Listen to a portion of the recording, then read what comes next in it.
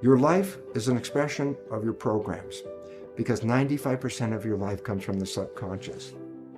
What would happen if your subconscious programs matched the wishes, desires, and aspirations you hold in your conscious mind? Twice a day, your brain is prepared to download information, and this is where you can reprogram your subconscious mind. The conscious mind, being creative, can learn from reading a self-help book, going to a lecture, watching a movie. The conscious mind can learn from something as simple as, aha, I just figured it out. So the conscious creative mind has many different ways of downloading information. But the two minds are not connected in the sense that if the conscious mind learns something, does it mean that the subconscious mind has learned this as well? And the answer is absolutely not. The conscious mind learns through its creative processes, but the subconscious mind learns primarily in two ways. I say, so what's different? I say, conscious mind, read a book, watch a movie, hear a lecture, it's downloaded, it already knows. Subconscious mind doesn't learn that way. The subconscious mind is a habit mind. Well, there's two ways to get programs into that subconscious mind. Number one was the way we downloaded information into the subconscious mind in the first 6 or 7 years of life, and that is this. The subconscious mind is operating at a vibrational frequency of theta, which is hypnosis. So it says, oh, yes, you can download information straight into the subconscious if your mind is in a state of hypnosis. So that's one way of acquiring a program. I said, well, the first 6 or 7 years, that's brain of a child is predominantly operating in theta hypnosis. But now you're older. Now what do? I go, well, here's an interesting fact. Twice a day, your brain goes through a period of theta vibrational activity. Twice a day, your brain is prepared to download information through hypnosis. I say, well, when does that occur?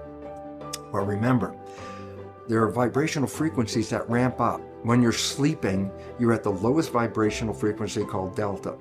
As you start to wake up, but you're not fully awake, that's twilight reverie. That's where you're just waking up and everything. You're still in a dream world. You're in the real world. You're mixing the two. That's a period called theta. So you go from dead sleep, delta, as you begin to wake, the vibrations start to go up and you're in theta. So there's a period of theta where hypnosis can occur.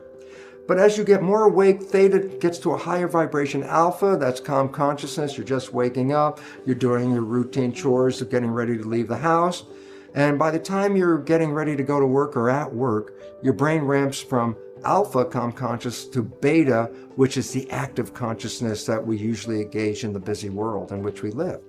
Well, then you come back home. Well, you've been operating in beta at work, and guess what? You come home, you start to calm down, your brain slips into the lower vibrational frequency, alpha, calm consciousness, and as you start to get ready to go to bed, guess what? From alpha, it drops down to theta as you start to fall off to go to sleep. And when you finally are in sleep, you go from theta to delta. So that means as you're going to sleep, as you're going from the alert state to the sleep state, you also pass through theta. So twice a day, your brain is engaged in theta. On the way in waking up, going from delta to higher vibrations, you pass through theta. On the way of going to sleep, you go from higher vibrations to delta and again pass through theta. So twice a day, your brain is in a state where it is in a state of hypnosis theta. And this is where you can use subliminal tapes to reprogram your subconscious mind. As you go to bed, if you put earphones on with subconscious programming to change whatever behaviors you want to change, as you're going to bed, those earphones on your head, as you go into theta, your alpha consciousness is now disappearing. You're in theta. And in that period of theta, which is twilight reverie, the recording of the tape is being downloaded straight into the subconscious. And that's how subliminal tapes work. So if you want to change a program, you can select a tape that will have the program that you desire to put into your mind.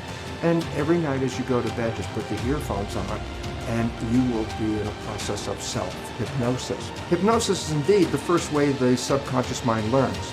But after you pass 6 or 7 years of age, the subconscious mind learns in a different way, and that is called habituation.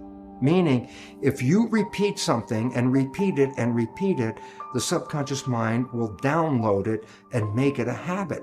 So, for example, you wanted to learn the ABCs. How did you learn the ABCs? You started A, B, C, D, E, and then you couldn't remember, and then you started A, B, C, D, E, F, G, and you repeat it, and finally you get to Z. And guess what? After repeating the alphabet hundreds of times, there's a point where now it's part of the subconscious. So guess what? It's now downloaded in your mind. If I ask you to give me the sequence of the alphabet, you can simply rattle off unconsciously A through Z without even thinking about it. Why? You created a habit that downloaded the alphabet. So, after you're 6 or 7, and you want to change programming your life, a way of doing it is the conventional way, is creating a habit, repeating something on almost a religious level. Let me just make it clear. A sticky note on the refrigerator is not a habit. A sticky note on the refrigerator is more or less a wish. Every time you look at it, I wish that would be true. But that's not a habit. A habit means you have to do something and repeat it and repeat it and repeat it. That's the way you learn everything after you're 7, and that's how you learn how to drive a car, for example, or the work that you do, or whatever activities you get involved with. When you repeat them, they become habits in the subconscious mind. But now comes a very important issue. What are the programs you have to change in your subconscious mind? Especially important is the fact that most of these programs were introduced into you even during the last stage of pregnancy, the last trimester, in the first 6 or 7 years of your life. So I say to you, well, tell me about the programs that you learned when you were 1 year old. Tell me about the programs you learned when you were 2 years old. And you go, I don't know, I wasn't consciously aware of those things. I go, yeah, because consciousness started more around 6 or so. So I said, well, how do you know then the programs that you have? Here's the fun part of the whole thing. Science has revealed that we operate our lives 5% of the time from the conscious mind, and 95% of the time our behaviors are controlled by the programs in the subconscious mind. What does it mean? It's simple. Your life is essentially a printout of your subconscious programs. That's what you're operating 95% of the time. So you want to know what the programs are? It's very simple. Look at your life. The things that work for you and that come to you and the things that you want come to you because you have programs in the subconscious that encourage their being there. But anything you struggle with, anything you have to work hard at, anything you put an effort into, you're doing that because you're trying to overcome a program of limitation that is preventing you from going there. So all you have to do is look at your life and say, hey, what works for me works because I already have programs to support that. What I'm struggling with in life, I'm having a problem with because I have subconscious programs that do not encourage that behavior.